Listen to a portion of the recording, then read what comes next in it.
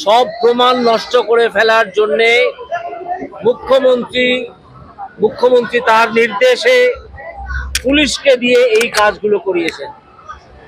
আজকে জানা যাচ্ছে যে 12-13 জন পুলিশ আধিকারিক সারাক্ষণ ওইখানে ছিল।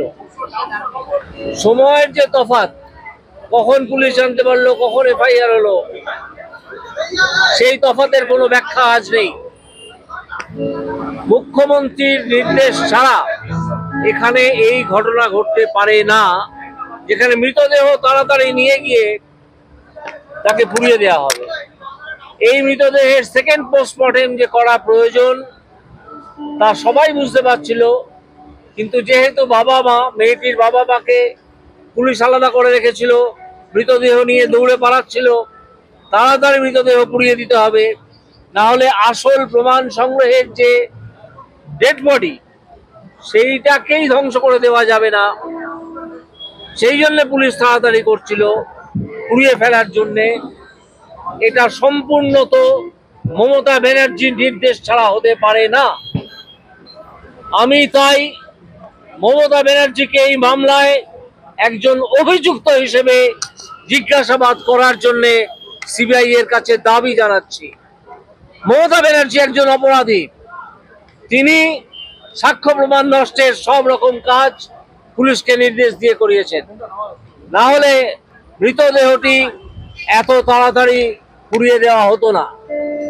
পুলিশ একটা ভান করে বলেছে যে সেই মৃতদেহ তার বাবা মাই দাহ করার অনুমতি দিয়েছেন।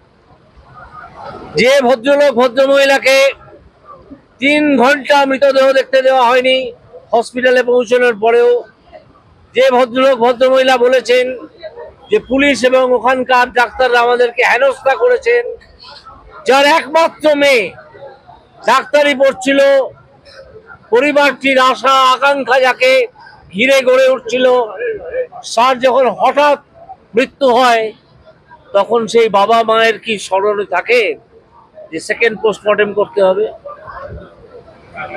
আর যাদের স্মরণে ছিল বা থাকতে পারতো তাদেরকে পুলিশ বাবা মায়ের কাছে ঘেঁষতেই দেয়নি, যাতে না ঘেঁষতে দিয়ে মৃতদেহটি তাড়াতাড়ি দাহ করে দেওয়া হয়। এর জন্য আমি আবার বলছি, মমতা ব্যানার্জিকে আমি অভিযুক্ত হিসেবে দেখছি এবং সিবিআই এর কাছে দাবি জানাচ্ছি, অনুরোধ নয়, এটা আমার দাবি যে মমতা ব্যানার্জিকে এখনই কাস্টডিতে নিয়ে জিজ্ঞাসাবাদ করতে হবে। এই মমতা ব্যানার্জি বারে বারে বিভিন্ন অপরাধ করে নিজেকে কোনোভাবে বাঁচিয়ে রেখেছেন। সাধারণ মানুষের ক্রোধ কোনো রাজনৈতিক পতাকা ছাড়াই ফেটে পড়েছিল 14ই আগস্ট রাতে, আজও বিভিন্ন সময় ফেটে পড়ছে। কখন সাধারণ মানুষ এইভাবে বেরোয়? আমরা সিঙ্গুর নন্দীগ্রাম দেখেছি, আমি তখন আইনজীবী।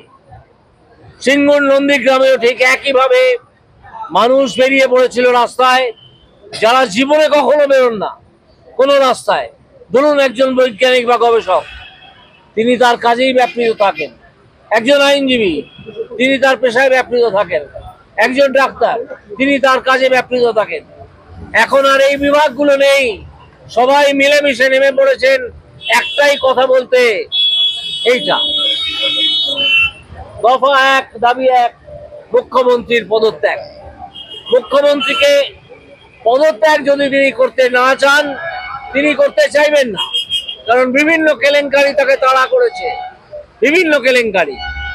এই তাড়া করার মধ্যে দিয়ে তিনি এখন দৌড়ে কোনো রকমে বাঁচতে চাইছেন, তাকে টেনে নামাতে হবে।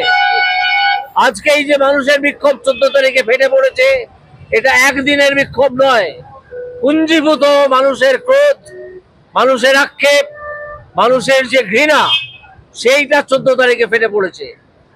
এই মুখ্যমন্ত্রী একজন অভিযুক্ত এই মামলায়, তাকে ছেড়ে রাখলে চলবে না।